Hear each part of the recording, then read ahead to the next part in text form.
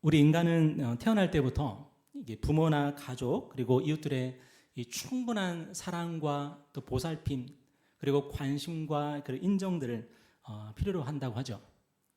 만약에 그 사랑과 보살핌이 부족하거나 결핍이 되면은 성인이 되어서까지도 그것을 채우기 위해서 그렇게 안간힘을 쓰고 몸부림을 치면서 살게 된다고 합니다. 평생 나는 사랑받는 사람이다. 나는 인정받는 사람이다. 이 사실을 증명하려고 하고 확인받으려고 그렇게 한다는 거죠.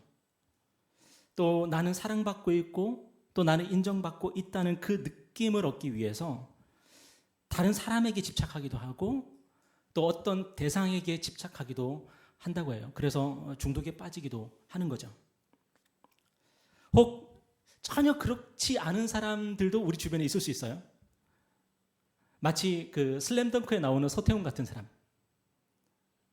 때로는 쿨하게 보이기도 하고 되게 냉정하고 차갑게 보이기도 하는 그런 사람들이 있습니다. 누구의 사랑도 필요 없는 것 같고 관심도 돌봄도 인정도 필요 없어 보이는 그런 사람들이 있습니다. 그런데 사람들이 뭐라 그러냐면 그런 사람들은 거절감을 두려워한다는 거예요. 그래서 처음부터 애초에 사람들의 관심이나 사랑이나 돌봄이나 인정 같은 것을 거절해버린다는 거예요. 기대했다가 거절당하면 그게 더 두려우니까. 모든 인간은 사랑받아야지 살 수 있는 거고 인정을 받아야지 살 수 있는 겁니다. 관심과 돌봄과 인정 없이 이 세상을 정상적으로 살아갈 수 있는 사람은 아무도 없을 거예요. 요즘에 세상을 보면은 저 사람 왜 저러지? 왜 흉기를 들고 저렇게 난동을 피우고 있지? 이해할 수 없는 일들이 너무 많지 않습니까? 이 세상에 이해할 수 없는 그 수많은 일들이 어떻게 보면은 사랑받고 싶어서, 인정받고 싶어서, 나도 돌봄과 관심을 받고 싶어서 그렇게 된 건 줄도 모르는 거죠. 오늘 본문의 야곱도 마찬가지인 것 같아요. 성경을 보면은 그는 평생 형 에서의 그 장자권, 맏아들의 자격을 차지하기 위해서 막 몸부림을 쳤습니다. 형 에서가 배고플 때에 그 맏아들의 자격을 자신의 팥죽 한 그릇과 바꾸려고 하고요.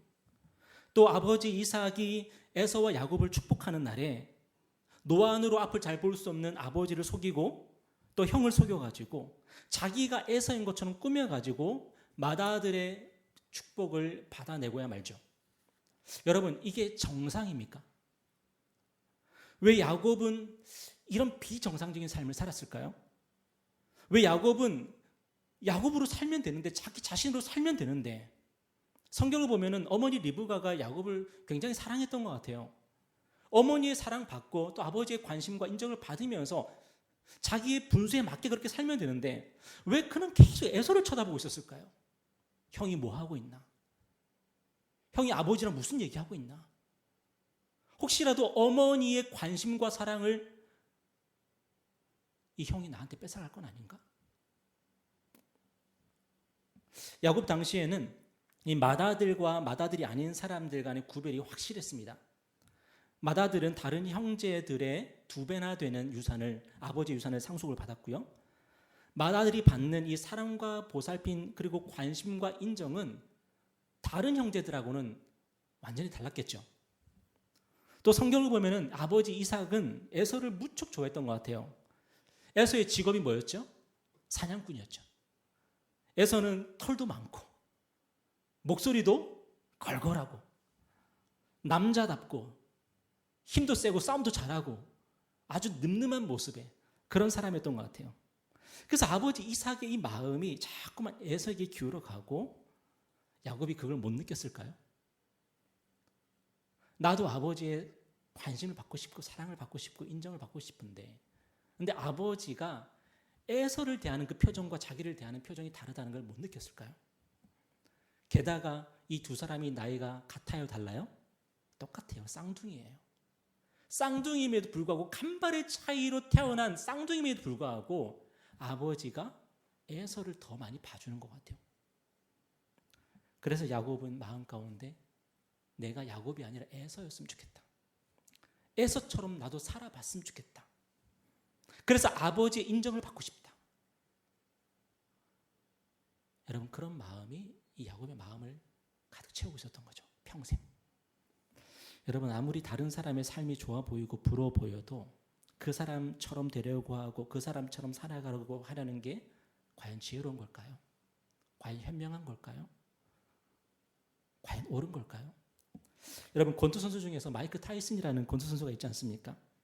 근데 그가 가장 동경했고 추앙했던 사람이 무하마드 알리였어요. 그런데 무하마드 알리는 아웃복서였는데 마이크 타이슨은 인파이트 복서입니다. 만약에 내가 동경하고 내가 추앙했던 무하마드 알리처럼 상대적으로 키도 작고 팔다리도 짧은 이 마이크 타이슨이 아웃복싱을 했다면 어떻게 됐을까요? 아마 성공하지 못했을 것 같아요. 그런데 야곱은요, 에서가 되려고 하는 거예요, 자꾸만. 그런데 그 일이 성공해요, 실패해요? 실패하죠. 물론 아버지의 그 맏아들의 그 축복을 받긴 하지만 그 이후에 축복된 삶을 전혀 살지는 못하고 어떻게 삽니까? 에서가 이 사실을 알고 야곱을 죽이기로 마음먹고 어머니 리브가는 급하게 야곱을 700km나 떨어져 있는 친정으로 야곱을 피신시킵니다. 여러분, 지금이야 700km면 기차 타고 비행기 타면 금방이지만 이 당시에 사람이 걸어서 700km를 이동해야 된다는 것은 거의 죽음을 각오하고 걸어가야 되는 노정이에요. 그런데 그 광야의 죽음보다 지금 뭐가 더 위급한 상황인 거예요? 사냥꾼인 형 에서가 야곱을 죽이려는 마음이 훨씬 더 두려운 거죠. 정말 안타깝게도 리브가가 야곱을 친정으로 피신시키고 이후에 야곱은 두 번 다시는 어머니를 만나지를 못합니다. 이런 비극이 야곱의 인생 가운데 일어나는 거죠. 야곱의 계획은 철저하게 실패했고요. 야곱은 결코 에서가 될 수 없었고 에서처럼 살 수 없었습니다. 여러분, 저와 여러분도 마찬가지 아닐까요?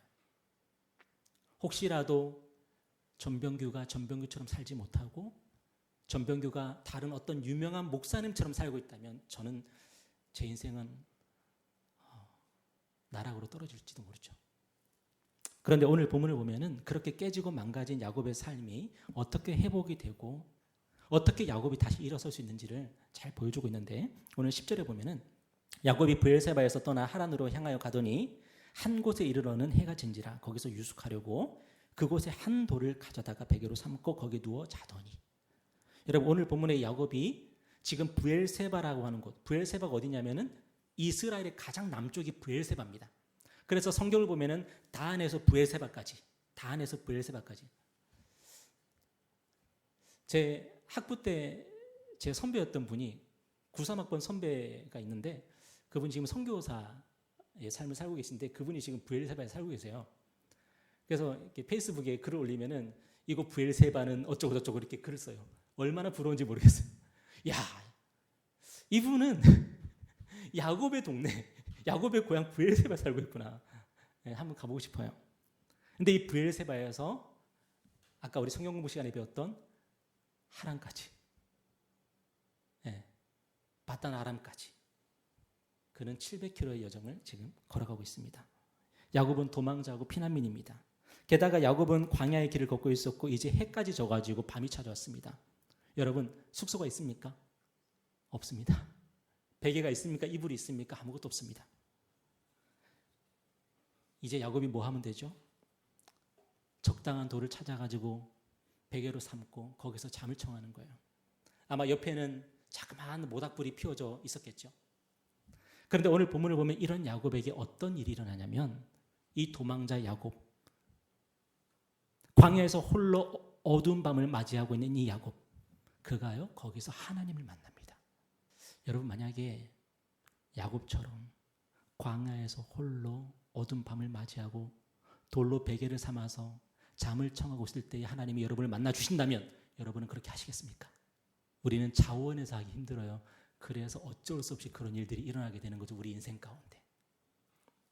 여러분, 왜 그동안 야곱은 하나님을 만나지 못했을까요? 그동안 하나님은 야곱과 함께 하지 않으셨습니까? 그동안 하나님은 야곱을 잊고 계셨습니까? 아니죠. 그런데 야곱이 이전에는 하나님을 만나지 못했던 이유 뭘까요? 야곱의 마음 가운데 에서가 하나님이었기 때문이에요. 야곱이 악망했고 야곱이 되고 싶었고 야곱이 닮고 싶었고 그렇게 살고 싶었던 존재가 에서였기 때문이에요. 야곱의 마음속에서 에서는 하나님이었고 에서가 우상이었습니다. 그런데 지금 야곱의 그 마음 가운데 에서라고 하는 하나님, 에서라고 하는 그 우상은 산산조각 나 있어요. 그는 에서를 포기할 수밖에 없었고 에서를 버릴 수밖에 없어요. 안 그러면 죽으니까요. 에서에 대한 환상은 완전히 깨져버렸어요. 에서가 되어보니까 에서로 살아보려 하니까 내 인생 완전히 박살났어요. 그는 이제 하나님을 만나게 됩니다. 저는 오늘 본문을 묵상하면서 하나님께서 가장 불쌍하게 여기시는 사람이 누굴까 하고 생각을 해봤는데 그 사람은 가난한 사람도 아니고 병든 사람도 아니고 그 사람은 자기 자신을 살지 못하는 사람인 것 같아요. 자기 자신을 살지 못하고 다른 사람을 흉내내고 인플루언서를 흉내내고 세상 사람들이 동경하고 바라보는 그 사람을 나도 바라보고 살고 있다면 하나님 앞에서 그 사람이 가장 불행한 인생이 아닐까 싶어요. 저는 목사이기 때문에 이 세상에 한국에 정말 유명한 목회자들 많이 있습니다. 제가 그 사람을 바라보고 그를 바라보면서 그를 동경하면서 제가 그렇게 살아가고 제가 목회를 하고 있다면 저는 이 세상에서 가장 어리석고 불행한 사람이 아닐까요? 여러분 오늘 저와 여러분에게도 에서가 있습니까? 우리가 되고 싶고 닮고 싶고 이기고 싶고 그렇게 살고 싶고 그 자리를 차지하고 싶은 그런 대상이 있습니까? 여러분 그러면 우리는 자유하지 못합니다. 만족할 수가 없습니다. 왜냐하면 그렇게 사는 것은 불가능하니까요. 어떤 사람이 이제 그런 말 하더라고요. 제가 우연히 어디서 봤는데 유재석의 북해 유산슬이 있지 않습니까? 근데 유재석의 북해 유산슬이 왜 잘 되느냐? 원래 본캐가 좋기 때문이다 그러더라고요. 유재석의 본캐가 좋기 때문에 북캐가 잘 된다고 그러더라고요. 저는 그 말을 들으면서 참 맞는 말이라는 생각이 들었어요. 사람들은 유산슬이 좋기 때문에 유산슬을 보는 것이 아니라 유재석이 좋아서 유산슬을 보고 있는 거죠. 유재석이 뭘 하든 볼 거예요. 왜냐하면 본캐가 좋으니까요. 제가 전병규로서 잘 살아가면요. 제가 뭘 하든 사람들은 저를 봐줄 것이고 제가 잘하든 못하든 격려와 칭찬도 해줄 것이고 때로는 위로도 해줄 거예요. 제가 저로서 잘 살아가고 있으면. 근데 제가 다른 사람이 흉내내고 있으면은 그것처럼 비참해 보이는 게 없는 거죠. 그런데 우리가 믿는 하나님은 어떤 분이냐면 우리가 믿는 하나님은 우리로 하여금 우리로 살게 하시는 하나님이세요. 여러분 우리가 하나님을 만나면 세상과 나는 간 곳 없고 구속한 주만 보이게 됩니다. 세상과 나는 간 곳 없고 세상을 의식할 필요도 없어요. 사람들이 나를 어떻게 보느냐 그렇게 생각할 필요도 없어요. 오직 구속한 주만 보게 됩니다. 그때 우리가 경험하는 게 자유예요. 오늘 12절에 보니까 꿈에 본즉 사다리가 땅 위에 서 있는데 그 꼭대기가 하늘에 닿았고 또 본즉 하나님의 사자들이 그 위에서 오르락내리락 하고 또 본즉 여호와께서 그 위에 서서 이르시되 나는 여호와니 너의 주부 아브라함의 하나님이 이삭의 하나님이라.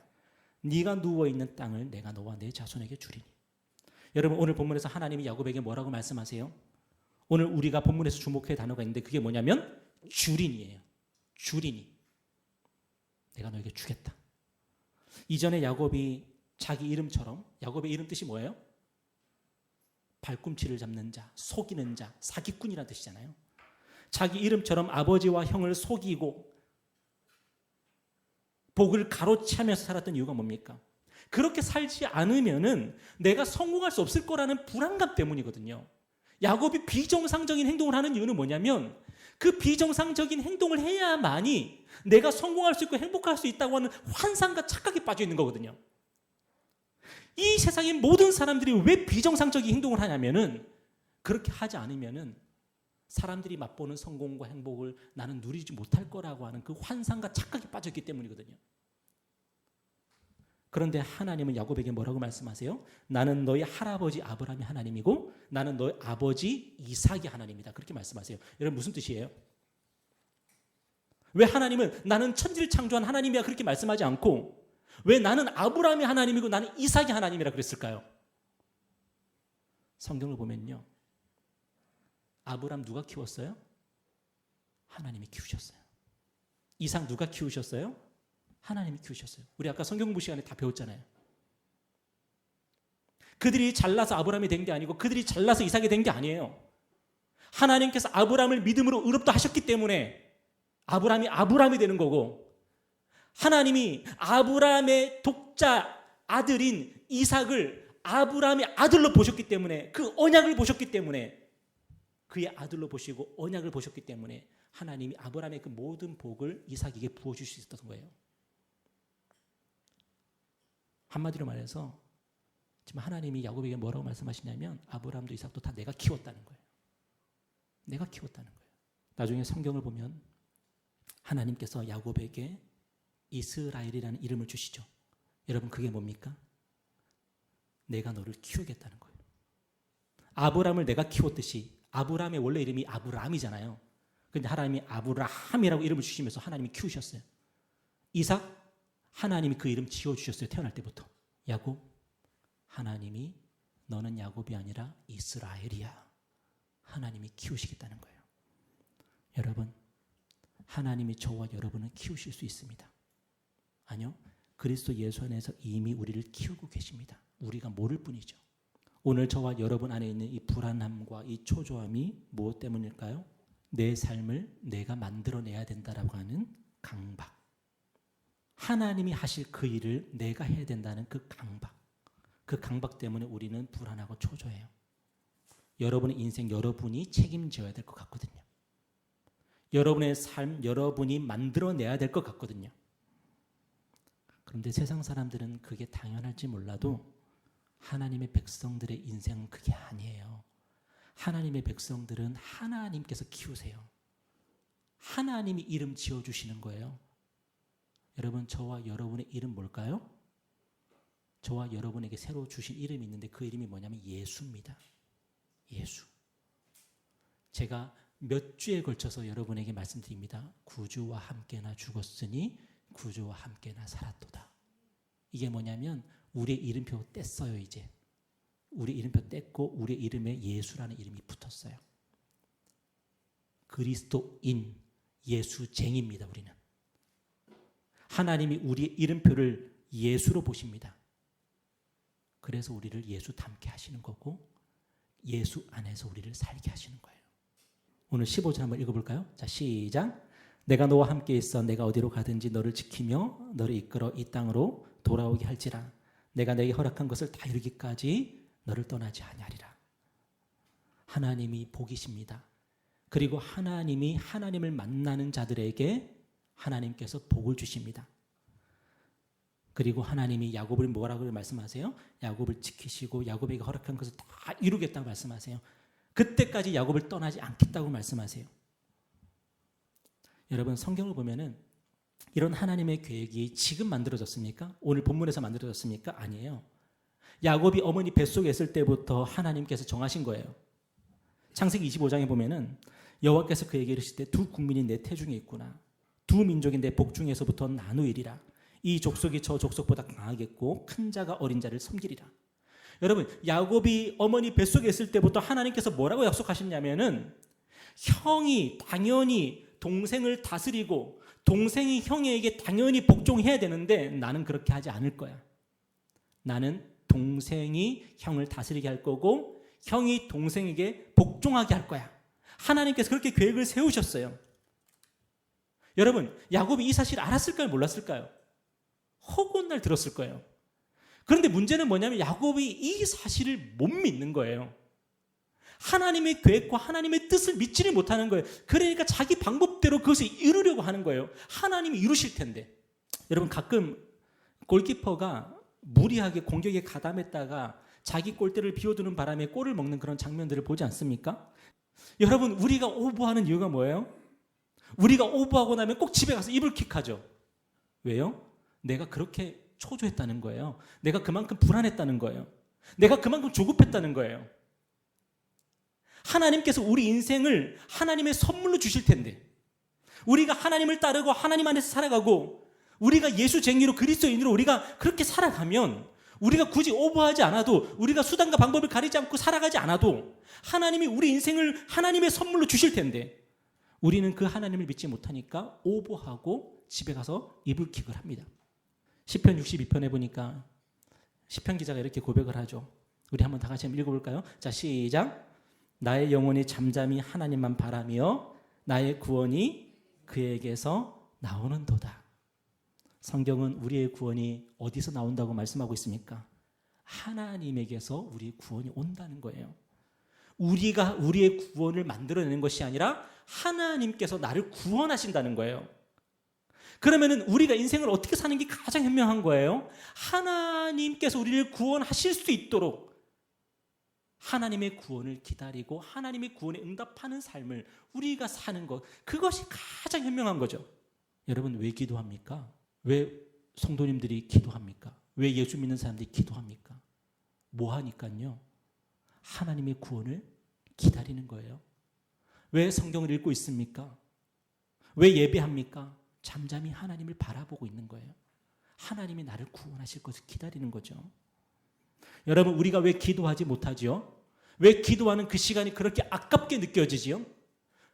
그 시간이 내가 나를 구원할 수 있는 시간인데 그 시간을 갖다가 하나님께 드리는 게 아까운 거죠. 내가 나를 구원해야 되니까. 왜 성경을 읽고 있는 시간이 그렇게 아깝지요?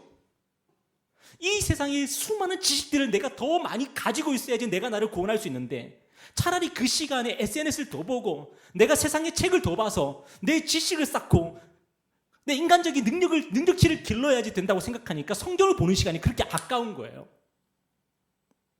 왜 예배하는 시간이 아깝지요? 이 시간을 활용하면 내가 내 삶을 얼마든지 더 풍요하고 풍요롭고 풍성하게 만들 수 있다고 믿기 때문에 이 시간이 아깝게 느껴져요. 그런데 하나님이 나를 구원한다고 생각을 하면은 이 시간만큼 귀한 시간이 없고, 기도하는 것만큼 귀한 것이 없고, 하나님의 말씀을 읽는 것만큼 우리의 마음을 평화롭게 하는 것이 없는 거예요. 사무엘서에 나오는 이스라엘 백성들처럼 우리의 구원을 위해서, 나의 구원을 위해서 사울을 구하지 마십시오. 하나님이 통치하고 하나님이 다스리고 계십니다. 그런데 이스라엘 백성들은 왕을 달라 그랬어요. 우리의 구원자를 달라고. 이미 하나님께서 사무엘을 통해서 이스라엘 백성들을 다스리고 통치하고 계시는데, 그런데 그들은 그것에 만족하지 못하고 눈에 보이는 왕을 달라 그랬어요. 눈에 보이는 왕. 사무엘의 마음이 찢어집니다. 하나님이 계시지 않냐? 하나님이 너희의 왕이시지 않냐? 필요 없습니다. 다른 나라들처럼 우리에게도 왕을 주십시오.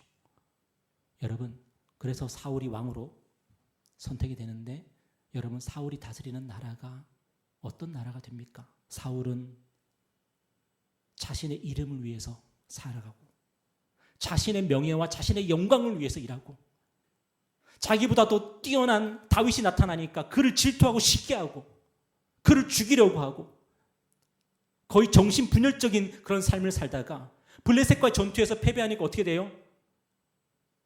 쫄딱 망하는 거죠. 여러분, 한번 생각해 보셨어요? 사울이 블레셋과의 전투에서 패배했을 때 왜 그는 비참하게 죽었을까요? 왜 하나님이 그를 구원하지 않으셨을까요? 왜냐하면 그가 스스로 구원자가 됐기 때문입니다. 하나님이 왕이신데 내가 왕으로 살았기 때문입니다. 하나님이 구원하실 수가 없는 거예요. 그런데 하나님이 세우신 왕 다윗은 어떻습니까? 그는 내가 왕이 아니라 하나님이 왕이심을 인정했고, 내가 구원자가 아니라 하나님이 구원자이심을 인정했어요. 그래서 그는 자신도 구원했고 이스라엘 백성들도 구원했어요. 여러분, 우리의 구원자는 하나님이십니다. 다른 게 우리를 구원하는 것이 아니라 하나님께서 우리를 구원하십니다. 같은 왕이라 할지라도 사울과 다윗은 다른 겁니다. 하나님이 주시는 바로 그것이 우리를 구원할 수 있는 것이지, 우리가 스스로 구원하려고 한다고 해서 우리를 구원할 수 있는 게 아닌 거죠. 여러분, 홀로 광야에서 어두운 밤을 지나면서 야곱이 하나님을 만납니다. 그리고 야곱이 인생을 살아가는 새로운 방법을 깨닫게 되는데, 그게 뭐냐면 하나님이 내 인생의 주인으로 삼는 거예요. 하나님을 내 인생의 주인으로 모시는 거예요. 하나님이 계획하신 그 계획 속에 내가 들어가는 거예요. 그리고 내 삶은 하나님의 선물입니다 고백하는 거예요. 야곱은 그 삶을 받아 누리기로 결정을 합니다. 그리고 야곱은 이제부터 그렇게 사는 법을 배우고 연습하고 훈련합니다. 지금까지 살아온 것과는 전혀 다른 그런 삶을 이제는 시작하게 되는 거죠. 우리 마지막으로 16절 17절 한번 읽어볼까요? 자, 시작. 야곱이 잠이 깨어 이르되 여호와께서 과연 여기 계시거늘 내가 알지 못하였도다. 이에 두려워하여 이르되 두렵도다. 이곳이요 이것은 다름 아닌 하나님의 집이요 이는 하늘의 문이로다 하고. 여러분, 야곱이 그동안 몰랐던 게 뭡니까? 오늘 처음 알게 된 게 뭡니까? 하나님께서 이곳에 계시는지 몰랐다는 거예요. 근데 이제 하나님이 이곳에 계시는 걸 알게 됐어요. 무슨 말이냐? 야곱 당시 사람들의 이 신관념은 어떤 것이었냐면 토착신 관념이었어요. 여러분, 토착신이 뭐죠? 부산에는 부산의 신이 있고, 서울에는 서울의 신이 있고, 한국에는 한국의 신이 있고, 미국에는 미국의 신이 있다는 거잖아요. 사람들은 자기 고장의 신, 그 신을 믿고 숭배했어요. 그러면 다른 고장으로 가면은 그곳에 있는 신, 우상을 믿고 섬기게 되는 거죠. 사람들은 그렇게 살았어요. 야곱 평생 브엘세바에서 살았습니다. 하나님을 누구라고 생각했을까요? 브엘세바의 하나님이라고 생각을 했겠죠. 그런데 하나님께서 베델의 루스의 그 광야의 하나님께서 나타나셔서 아브라함의 하나님, 이삭의 하나님, 그리고 내가 너의 하나님이 되겠다고 나타나셨어요. 야곱은 고향을 떠나왔음에도 불구하고 하나님은 거기도 계셨어요. 하나님께서 야곱을 만나주시고 야곱과 함께하겠다고 약속하시고 야곱을 지키시겠다고 약속하시고 내 계획을, 야곱을 향한 내 계획을 이루시겠다고 약속하세요. 야곱의 마음속에서 놀라운 일들이 일어납니다. 야곱의 마음은 그동안 에서로 가득했는데 이제 하나님께서 그 마음을 채우십니다. 야곱에게 그동안 에서가 가장 두려운 존재였는데 이제 하나님이 가장 두려운 분이 되십니다. 여러분, 오늘 저와 여러분의 마음에서 가장 크고 두려운 존재는 무엇입니까? 여러분, 우리가 에서처럼 살고 에서처럼 되면 우리의 삶의 문제 해결이 될까? 아니라는 겁니다. 하나님의 은혜를 경험하고 하나님을 만나고 하나님께서 우리를 우리로 살게 하실 때에 우리의 문제가 해결되어 갈 것이라는 겁니다. 여러분, 저도 많은 세월에 제가 모셨던 목사님들이나 교수님들이 제 인생을 결정할 수 있다고 그렇게 착각을 할 때가 있었습니다. 그들이 힘과 권력을 가지고 있었고 그들이 제 인생을 좌우할 수 있는 어떤 능력이 있다고 저는 생각을 했었습니다. 그런데 지난 세월을 되돌아보니까 그들은 하나의 토착신에 불과하더라고요. 토착신. 저를 향한 계획을 가지고 계신 분이 따로 계셨고 저를 향한 계획을 이루실 분이 따로 계시더라고요. 영원히 저를 떠나지도 않고 버리지도 않으실 분이 따로 계시더라고요. 그분이 누구십니까? 우리 구주 예수를 죽은 자 가운데서 다시 살리신 전능하신 하나님이세요. 그분은 아브라함의 하나님이시고 이삭의 하나님이시고 야곱의 하나님이시고 병규의 하나님이세요. 그리고 여러분의 하나님이십니다. 하나님이 여러분을 키우실 것입니다. 하나님이 여러분을 여러분 되게 하실 것입니다. 마지막으로 로마서 10장 한번 다 같이 읽어볼까요? 시작. 내가 만일 내 입으로 예수를 주로 시인하며 또 하나님께서 그를 죽은 자 가운데서 살리신 것을 내 마음에 믿으면 구원을 받으리라. 제 경험상 예수님을 가장 크고 두려운 분으로 저의 주인으로 제 마음에 모실 때 일어난 가장 놀라운 일은 뭐였냐면 저를 다른 사람과 비교하지 않는 거였습니다. 제 인생 가운데 예수님이 나타나시고 예수님이 크게 보일 때 다른 사람은 하나도 신경이 안 쓰이더라고요. 중요하지가 않아요. 다른 사람과 나를 비교할 필요가 없더라고요. 제 인생의 에서가 물러가기 시작했고요. 저는 그저 하나님 앞에서 저 자신으로 살면 되더라고요. 제 인생 가운데 하나님이 커지니까 그런 일들이 일어나더라고요. 세상에서 가장 우둔하고 미련한 일은 야곱이 에서처럼 되고자 하는 것입니다. 야곱이 에서처럼 살고자 하는 것입니다. 그러나 에서는 결코 자기 자리를 내어주지 않을 것입니다. 예수 그리스도 안에서 하나님은 우리 하나님 되시기를 원하시고요. 하나님은 토착신 아니시고 천지를 지으신 전능하신 하나님이십니다. 그분이 그리스도 예수 안에서 우리에게 베푸셨던 은혜를 한번 기억해 보십시오. 그분이 자기 아들을 아끼지 않고 우리에게 내어주신 일을 한번 기억해 보십시오. 그리고 앞으로 저와 여러분이 그 하나님을 의지할 때에 우리에게 행하실 일들을 여러분 한번 기대해 보십시오. 서태웅처럼 다 필요 없다 하지 말고, 하나님이 여러분에게 손을 내밀고 계시는데 쿨하고 냉정하게 거절하지 마시고 한번 하나님의 손을 붙잡아 보십시오. 내일부터 당장 기도하시고 하나님의 말씀을 묵상하십시오. 저와 여러분의 인생 가운데 하나님이 커지면 커질수록 저와 여러분은 구원을 받을 것이고 자유를 누리게 될 것입니다.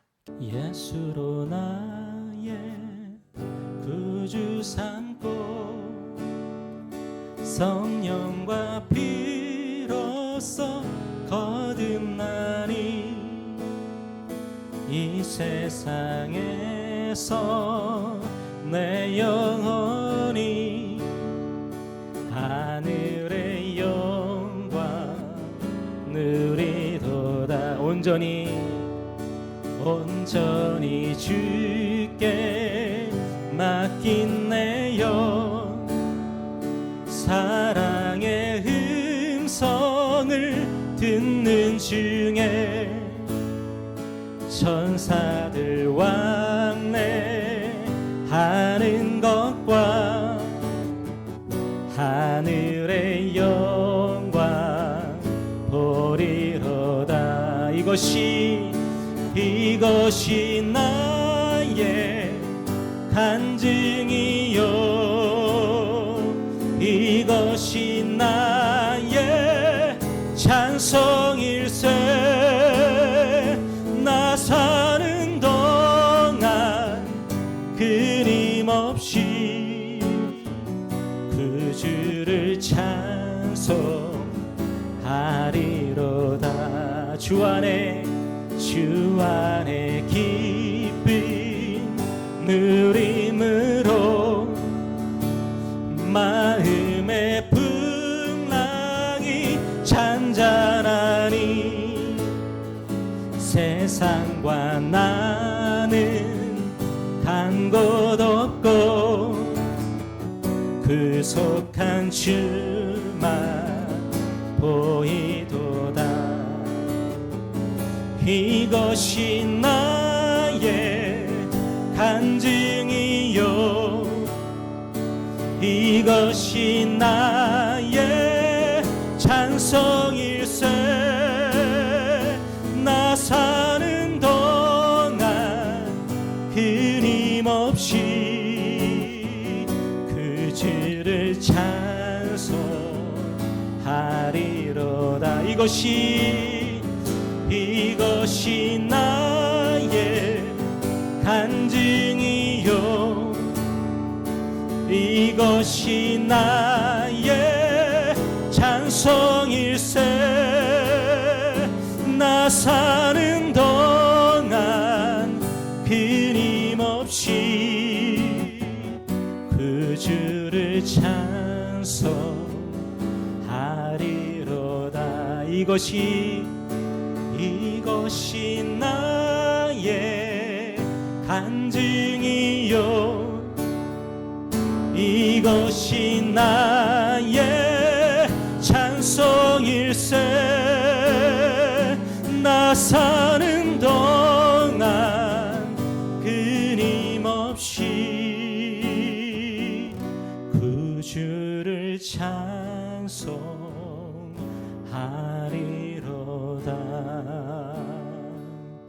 그 주를 찬송하리로다.